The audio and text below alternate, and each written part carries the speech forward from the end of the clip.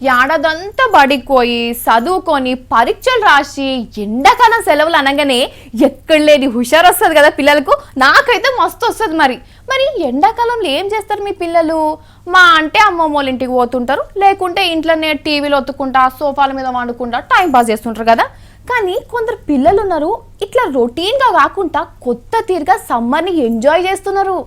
ఎండలు దంచి కొడుతున్నాయి కదా, బయట అడుగు పెట్టాలంటేనే ఎవరో ఆస్తి గుంజుకొని నిలగొట్టినంత బాధ అనిపిస్తున్నది. ఇక పోరాలకి పొట్టెగాలకి ఎండాకాలం సెలవులు వచ్చినాయి కదా, అమ్మమ్మోళ్ళకు ఊళ్ళ పొంటి కాకుండా కొత్త నేర్చుకుంటా బానే ఎంజాయ్ చేస్తున్నారు పోరగాళ్ళు. ఇక ఇట్లా ఈత గుంటల ఈత నేర్చుకుంటున్నారు కొందరు.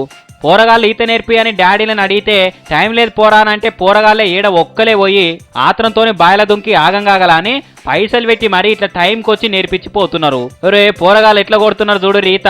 ఇక ఇంకొందరు ఇట్లా బూట్లకు పయ్యలు కట్టుకొని జర్రున జారుకుంటూ ఆడేటి నేర్చుకుంటున్నారు. ఇక ఆడవిల్లలు కూడా మేమేం తక్కువ కాదు అనుకుంటా ఇట్లా క్రికెట్ ఆట నేర్చుకుంటున్నారు. ఇంకొందరేమో ఇగో ఇట్లా కసరత్తులు అసొంటి చేస్తున్నారు. గీ బుజ్జి చూస్తానికి గిత్తతనే ఉన్నది కానీ ఎట్లా చేస్తున్నదో చూడురే. ఇక పిల్లల కథలు ఇట్లుంటే ఎండాకాలం కాబట్టి పెద్దోళ్ళు కూడా జర పనులని పక్క పెట్టి ఇంటి లాదులు కలిసి ఇట్లా టూర్లు వేస్తున్నారు. ఇంకొందరు ఇట్లా మట్టి తానాలు చేసుకుంటా చెరువుల కాడ తానాలు చేస్తున్నారు చల్లబడతందుకు. ఇదో తీరు యోగానట మరి. ఇక ఆడోళ్ళు కూడా మంచిగా డాన్సులు ఆడుకుంటే నీళ్ళనే సందడి చేస్తున్నారు.